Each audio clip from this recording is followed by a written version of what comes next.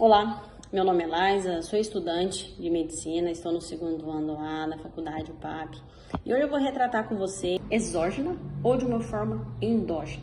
O que seria então essa forma exógena, que é uma das formas é a forma mais rara, né? A forma endógena, né, ela vai desmembrar, né, em dois grandes grupos, o grupo de ACTH, né? O que acontece? O cortisol, ele é um lipossolúvel, né? Então, para que ele tenha né, consegue... É muito importante a gente tentar entender, né, de como que esse cortisol vai chegar até o nosso tecido responsável, que era o que seria, né, a suprarrenal, né? Todo esse problema que a gente... alguns sintomas, né, que são caracterizados dessa doença, que é de imensa importância ser pronunciado aqui, né, é a face, certo?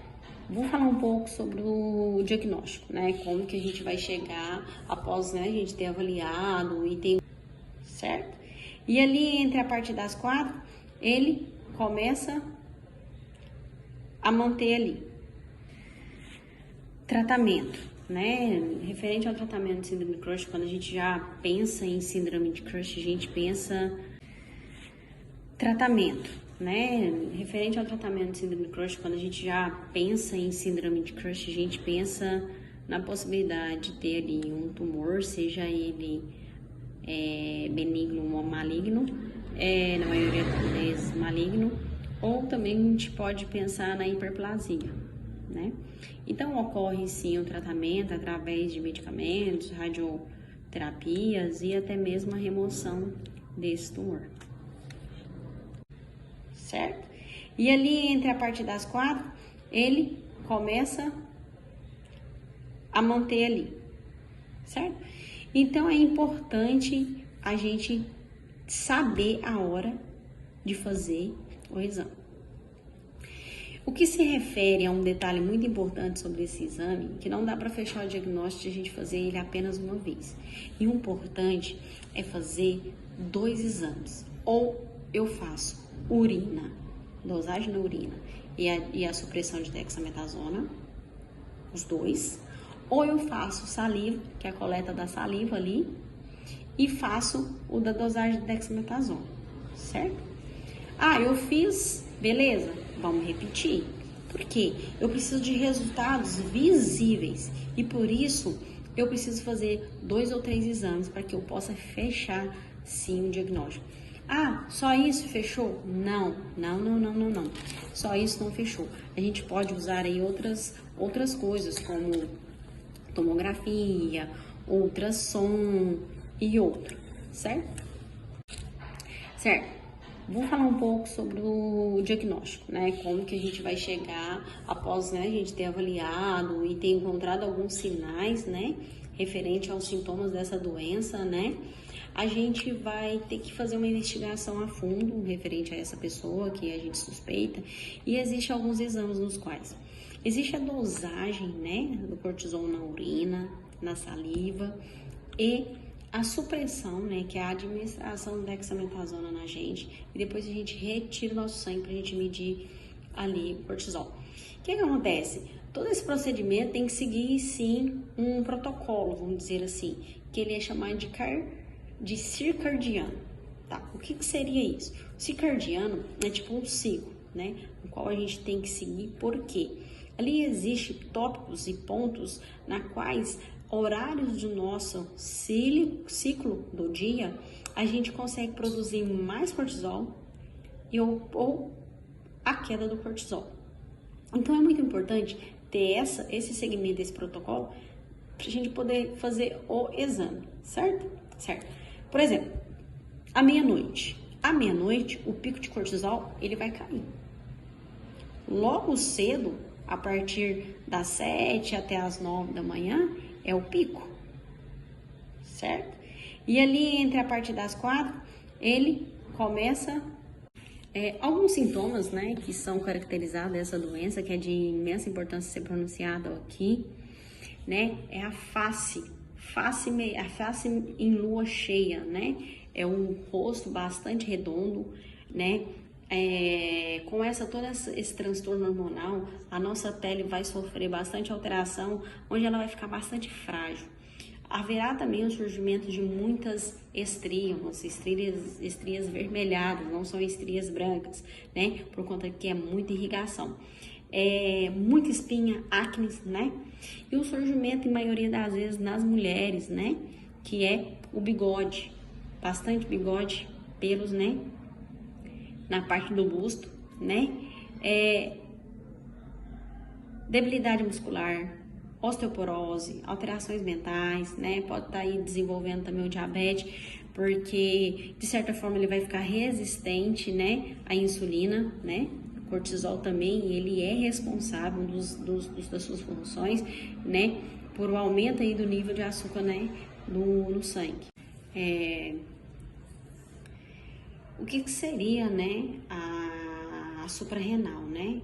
Todo esse problema que a gente está falando, a gente se refere sobre a supradrenal, né? Ou adrenais. Elas estão localizadas acima dos rins, né?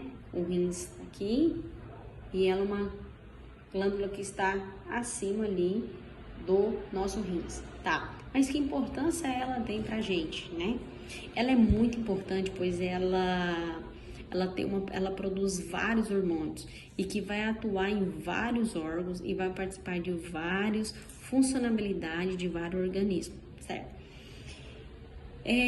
Ela também vai trabalhar na regulação, tá? Na adaptação do organismo ali do estresse, da manutenção, do equilíbrio da água corporal, do sódio, potássio, né? E até mesmo do controle da pressão. É muito importante a gente tentar entender, né, de como que esse cortisol vai chegar até o nosso tecido responsável, que era a suprarrenal, certo? Lá em cima, né, localizado no hipotálamo, né, o hipotálamo ele vai gerar assim um hormônio, vai liberar um hormônio que chama CRH, hormônio liberador de corticotrofina. Ali abaixo do hipotálamo, na hipófise, né, ele vai fazer com que libera a hipófise, que vai liberar com isso, vai causar uma liberação de ACTH, que é a adrenocorticotrofina, que vai chegar até o córtex da glândula suprarrenal, que ali vai secretar, vai formar o cortisol, onde vai ser levado aos tecidos que necessitam, correto? Então, o que eu quero dizer que o ciclo começa lá no hipotálamo, hipófise, e até chegar na nossa adrenal, né? O que acontece? O cortisol, ele é um lipossolúvel, né? Então, para que ele tenha né, consegue percorrer e fazer todo o seu caminho, né, em todo o nosso organismo, ele tem que ser ligado a uma proteína plasmática, né, para que ele possa seguir até o seu caminho e seguir, né, o ciclo do seu transporte. A forma endógena, né, ela vai desmembrar, né, em dois grandes grupos, o grupo de ACTH dependente e de ACTH independente. O que seria isso, né? ACTH dependente vai se relacionar mesmo em problemas que vai acontecer lá no eixo lá em cima, lá no hipotálamo ou na hipófise, ok? Que seriam tumores secretados pelo CRH ou ACTH. E o ACTH independente vai ocorrer devido, né, a doenças primárias da suprarrenal, exógena ou de uma forma endógena. O que seria então essa forma exógena, que é uma das formas é a forma mais rara, né, de adquirir essa enfermidade, esse nível excessivo de cortisol? Seria o uso excessivo, né, talvez o uso incorreto de fármacos, né, que contém glicocorticoides, ok? E essa forma endógena, ela depende do seguinte, ou ela pode ser dependente de ACTH ou dependente de ACTH. O que seria isso? O ACTH é um hormônio que é o adrenocorticotrofina, certo? Olá, meu nome é Laisa, sou estudante de medicina, estou no 2º ano lá na faculdade UPAP. E hoje eu vou retratar com vocês uma enfermidade na qual que merece muita atenção, que é a síndrome de Cushing. O que seria a síndrome de Cushing, na verdade? A síndrome de Cushing nada é mais do que um excesso, uma exposição ao excesso, ao nível de glicocorticoides no organismo, certo? Mas de que forma adquirimos esse excesso ou essa exposição na qual me referi? Por duas formas.